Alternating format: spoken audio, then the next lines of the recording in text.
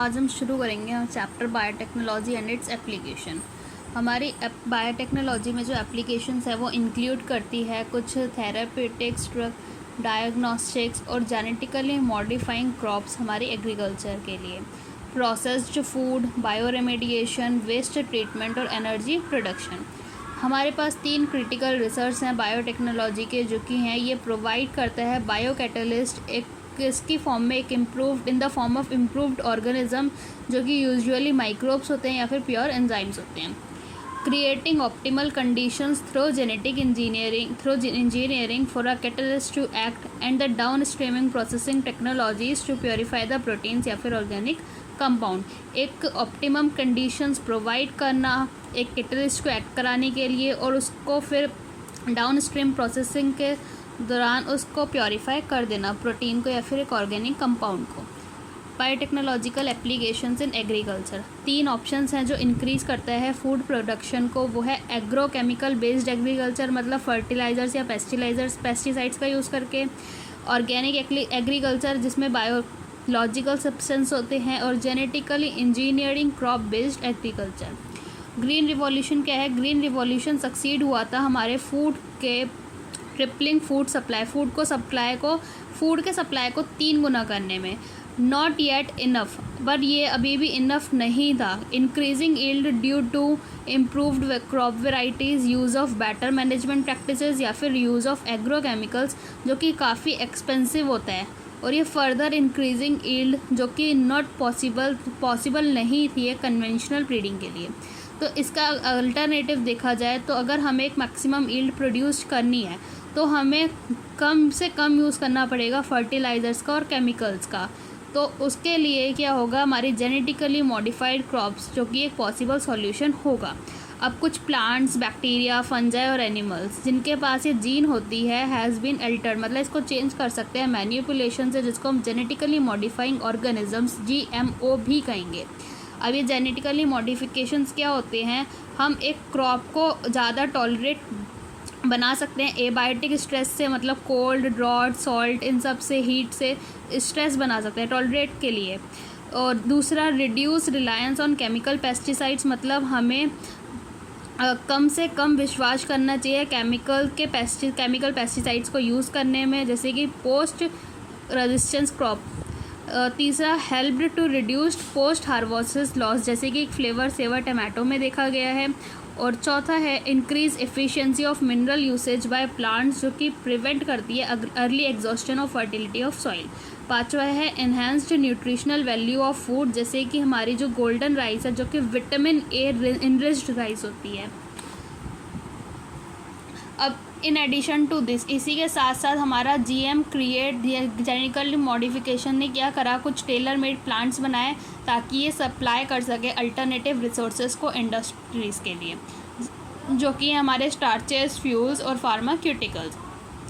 अब एप्लीकेशंस जो कि प्रोडक्शन के लिए काम आती हैं ऑफ पेस्ट रेजिस्टेंस प्लांट, ये रिड्यूस करती हैं पेस्टिसाइड के अमाउंट को जो कि यूज हो रहा है। BT टॉक्सिन जो प्रोड्यूस होता है इस बैक्टीरियम से, उसको हम बैसिलस थ्योरेंजिनेसिस कहते हैं, जो क्लोन्ड होता है बैक्टीरिया से और एक्सप्रेस होता है प्लांट्स में, ताकि ये प्रोवाइड कर सके रेजिस्टेंस टू इंसेक्ट बिना किसी इंसेक्टिसाइड के।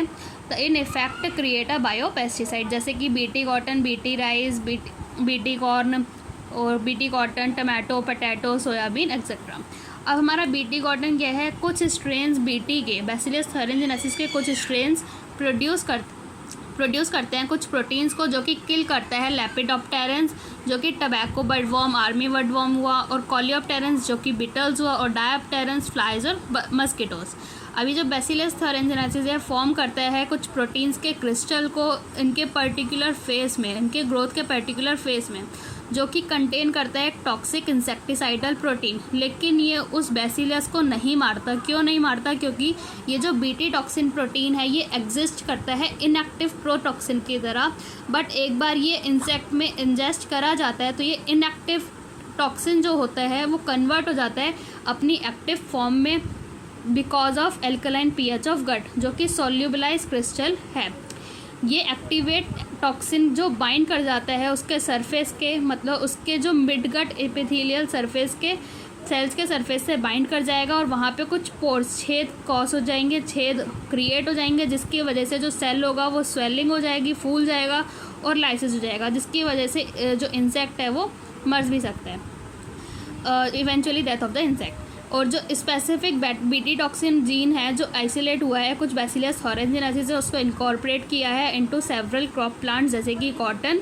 ये जो चॉइस है हमारी जीन की डिपेंड करती है क्रॉप पे या फिर टारगेट के पेस्ट पे, as mores are insect genes specific.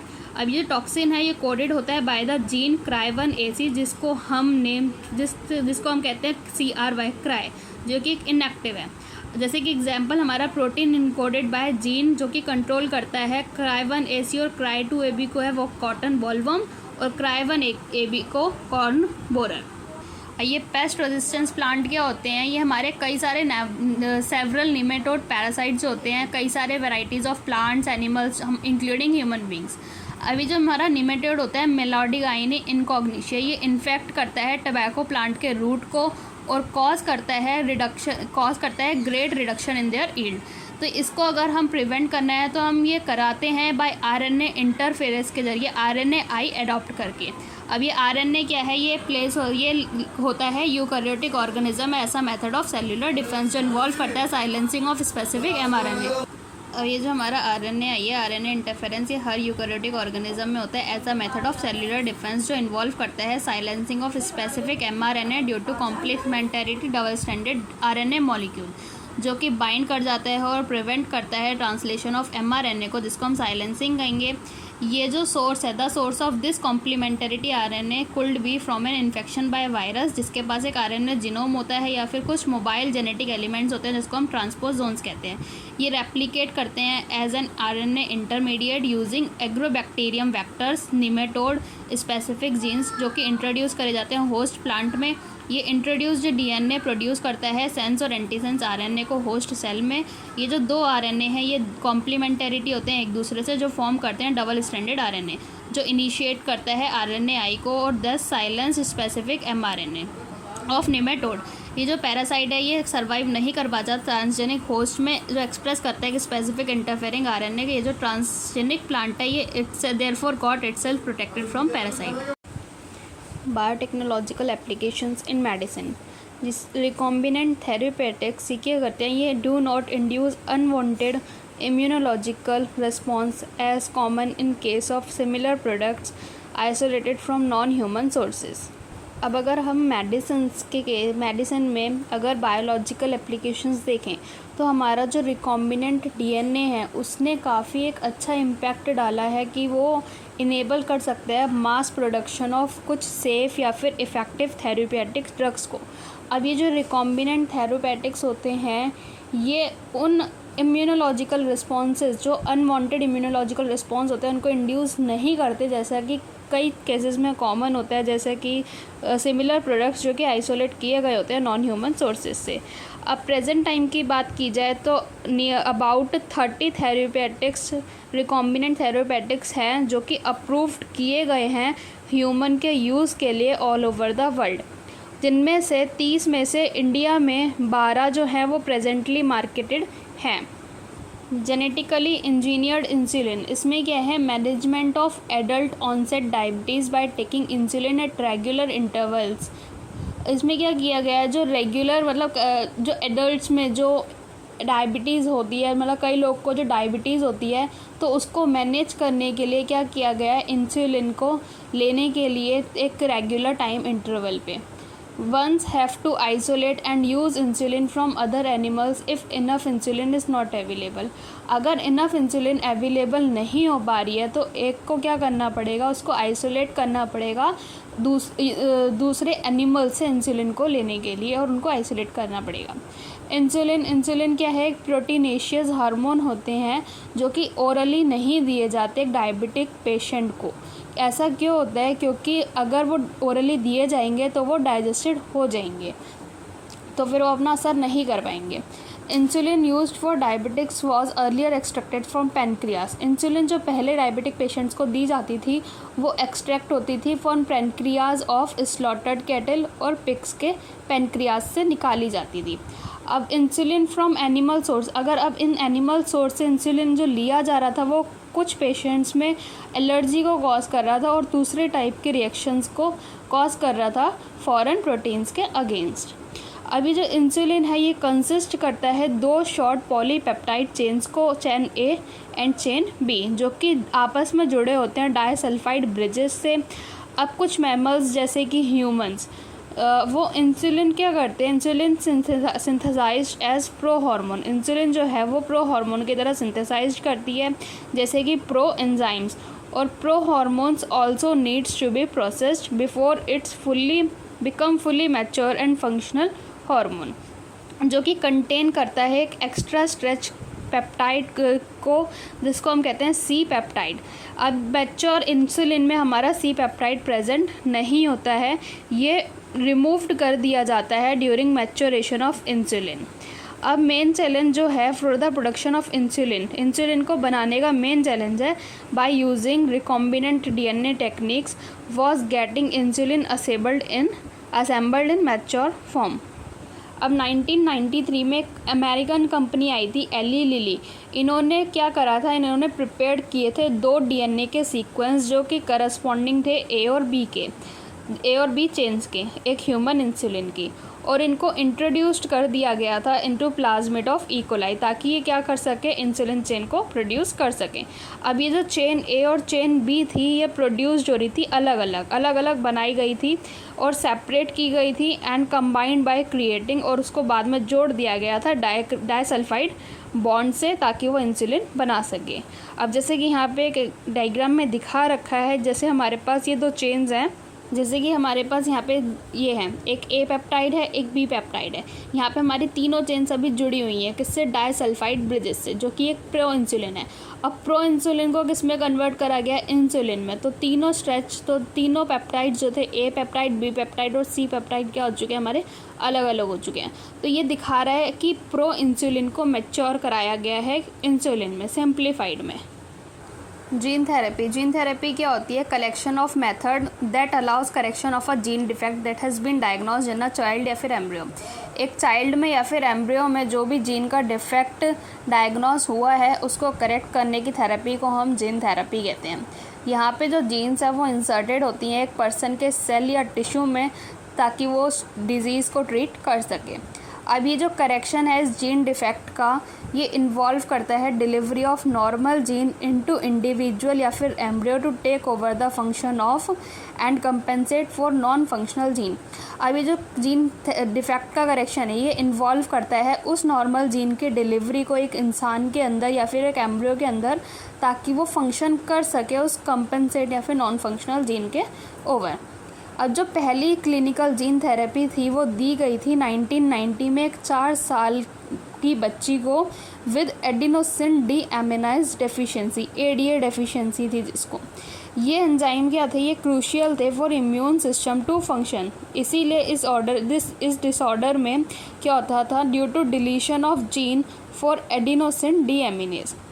अब इसमें क्या था, in some childrens ADA deficiency cured by bone marrow transplantation. कुछ बच्चों में क्या होता है, ये जो एडीए डेफिशिएंसी होती है ये सही हो सकती है बोन मैरो ट्रांसप्लांटेशन से ही सही हो सकती है, लेकिन बाकी में क्या होता है इसमें हमें एंजाइम को ही रिप्लेस कराना पड़ता है। तो एंजाइम रिप्लेसमेंट थेरेपी दी जाती है जिसमें एक फंक्शनल एडीए दिया जाता है उस पेशेंट को इंजेक्शन के थ्रू। अब ये जो problem in both approach are not completely curative, और ये जो प्रॉब्लम है इन दोनों ही में, बोन मैरो ट्रांसप्लांटेशन में और एंजाइम रिप्लेसमेंट थेरेपी में, ये कम्प्लीटली क्यूरेटिव नहीं होता है।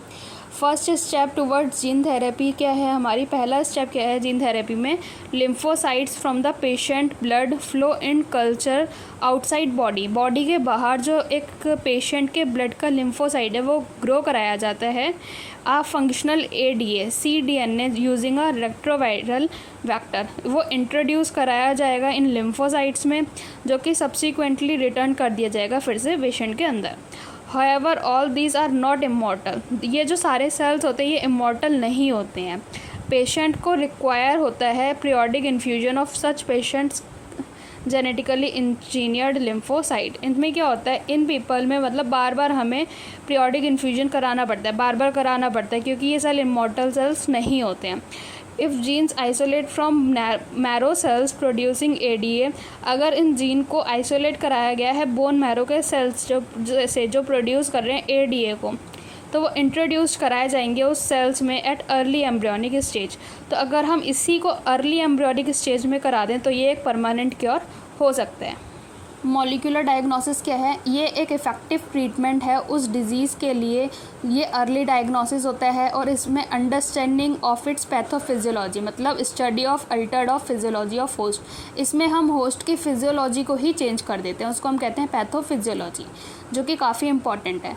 तो अगर हम using conventional method of diagnosis, जो कि सीरम या फिर यूरिन एनालिसिस है, जो अर्ली डिटेक्शन इसमें पॉसिबल नहीं होता है। जो रिकॉम्बिनेंट DNA टेक्नोलॉजी है और PCR पॉलीमरेज चेन रिएक्शन है और एलाइजा एंजाइम लिंक्ड इम्यूनोसॉल्वेंट ऐसे, ये कुछ टेक्निक्स हैं जो सर्व करती हैं for the purpose of early diagnosis. अब प्रेजेंस ऑफ पैथोजेनिक जैसे कि बैक्टीरिया या वायरस, ये नॉर्मली सस्पेक्टेड होते हैं तभी जब एक पैथोजन प्रोड्यूस करेगा उस डिज़ीज़ या फिर सिम्टम्स को, उस डिज़ीज़ के सिम्टम्स को। अब by this time the concentration of pathogen is already very high. इस टाइम पे क्या होगा, उस पैथोजन का कंसनट्रेशन वैसे ही बहुत ज़्यादा होगा उसकी बॉडी के अंदर। अब इससे कि very low concentration of bacteria या वायरस कैन बी डिटेक्टेड, तो इससे क्या होगा, बहुत ही छोटा सा कंसनट्रेशन किसी बैक्टीरिया का या वायरस का उस टाइम पे जिस टाइम पे सिम्टम्स विजिबल नहीं हो रहे, तो वो can be detected by amplification of nucleic acid by the polymerase chain reaction.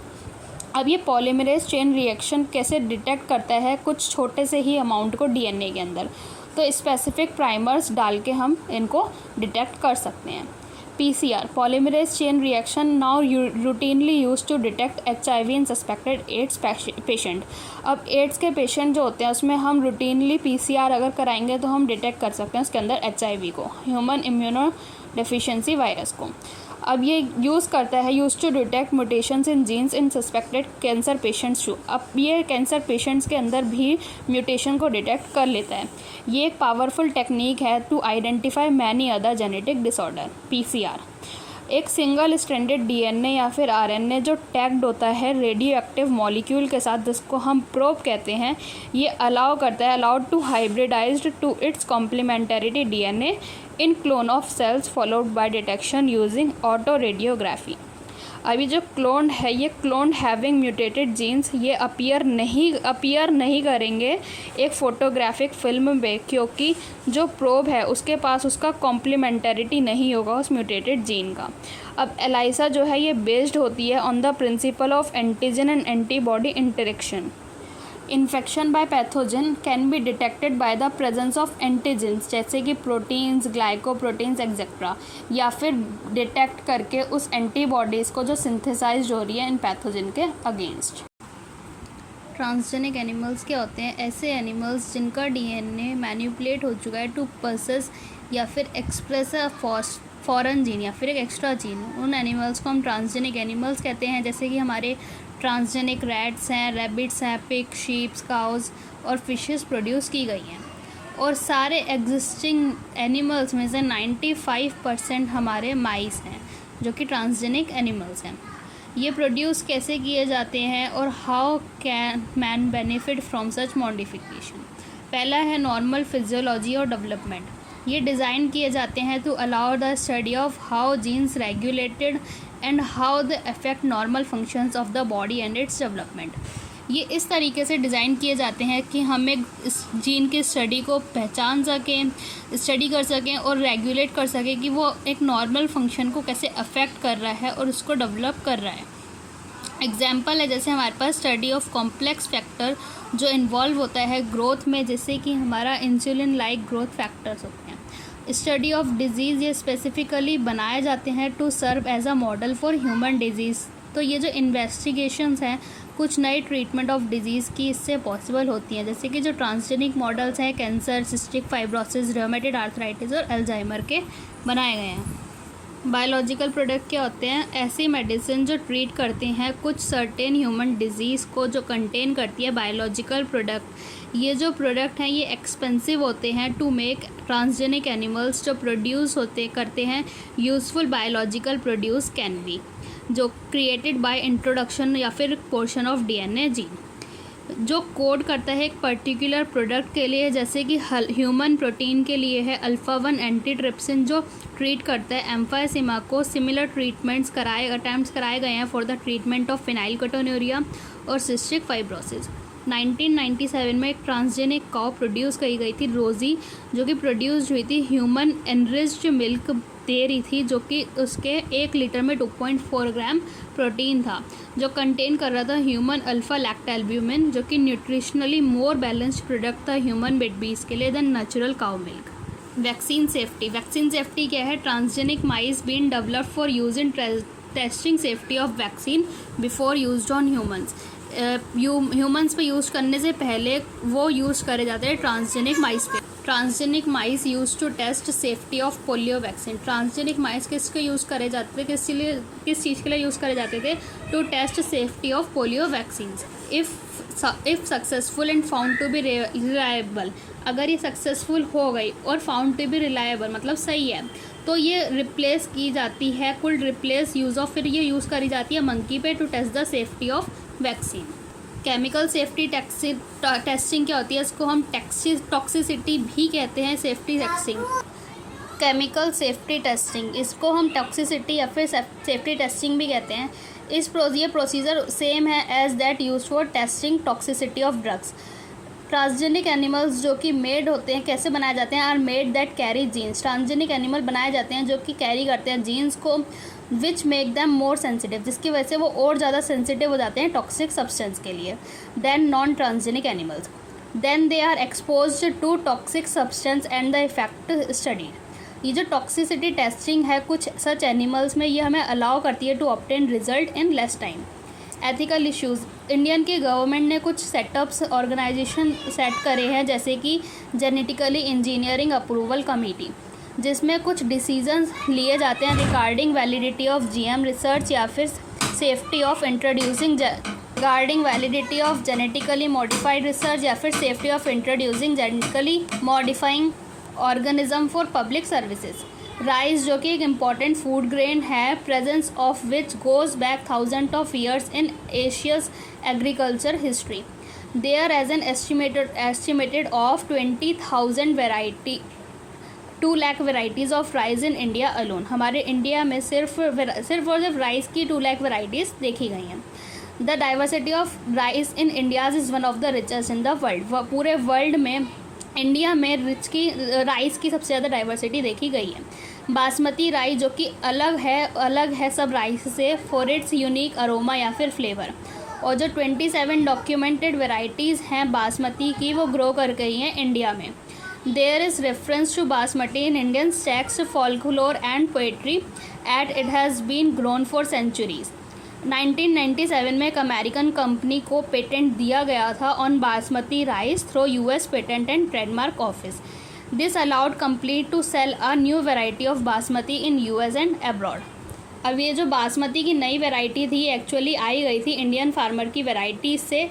Indian basmati को सेमी ड्वार्फ वैरायटी के साथ हाइब्रिड करा के जिससे एक नई वैरायटी बनी थी। अब कई सारे अटैम्प्ट्स किए गए थे to patent use products and process जो कि बेस्ड थे इंडियन ट्रेडिशनल हर्बल मेडिसिन पे, जैसे कि टर्मरिक या फिर नीम। बायोपायरेसी क्या होता है? बायो रिसोर्सेज को यूज़ करना बाय मल्टीनेशनल कंपनीज और अदर ऑर्गेनाइजेशंस के द्वारा बिना एक प्रॉपर ऑथोराइजेशंस के फ्रॉम कंट्रीज एंड पीपल, जिन्होंने विदाउट कॉम्पेंसेटरी पेमेंट, बिना एक पेमेंट दिए गए।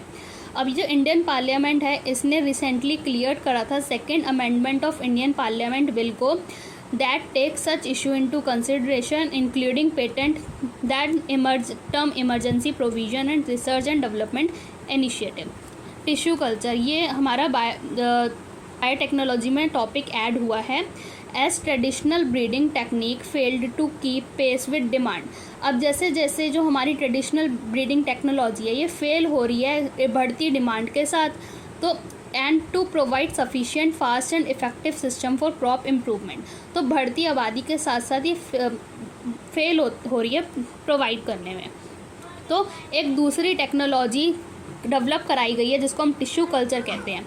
1950 में क्या हुआ था, एक पूरे प्लांट में से जो कि रीजनरेटेड हुआ था एक्स प्लांट से, एक्स प्लांट मतलब कोई भी प्लांट का पार्ट लिया गया है और उसको ग्रो कराया गया टेस्ट ट्यूब में स्टेराइल कंडीशंस के अंदर एक न्यूट्रिटिव मीडिया प्रोवाइड करा के।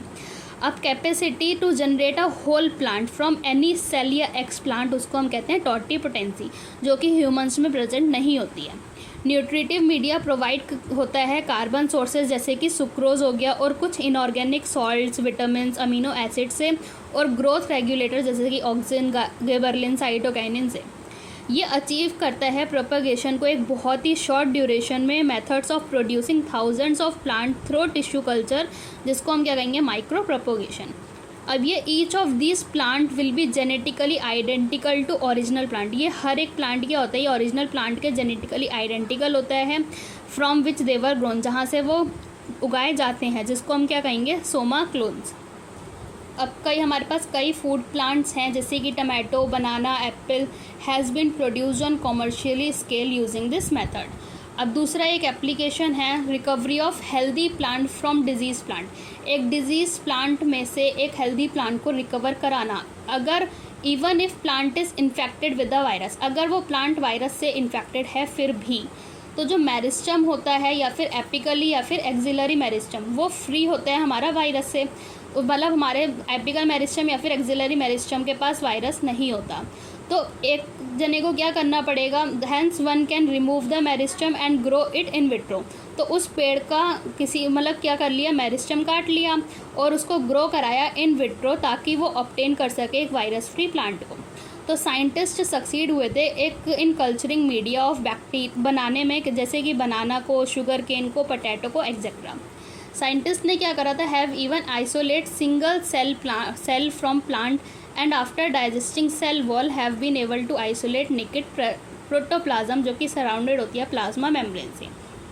अब ये जो आइसोलेटेड प्रोटोप्लाज्म है, दो डिफरेंट वेराइटीज़ के प्लांट का, each having desirable character fuse to get hybrid protoplasm, जो कि फर्दर ग्रो होगा to form a new plant. अब ये जो हाइब्रिड्स हैं ये कहलाएंगे सोमैटिक हाइब्रिड, और ये प्रोसीजर कहलाएगा सोमैटिक हाइब्रिडाइजेशन। अब imagine a situation when a protoplasm of tomato fused with that of a potato. अब जैसे कि हम सिचुएशन एक इमेजिन करते हैं कि जहाँ पे एक टमाटो का प्रोटोप्लाज्म पोटैटो के साथ फ्यूज़ कराया गया to form a new hybrid plant, जो कि कंबाइन कर रहा है दोनों की कैरेक्टरिस्टिक को, और रिजल्ट हो रहा है in the formation of tomato. Unfortunately ये जो प्लांट है इसके पास सारे डिज़ायर्ड कॉम्बिनेशन नहीं होते हैं फॉर इट्स कॉमर्शियल यूटिलाइजेशन।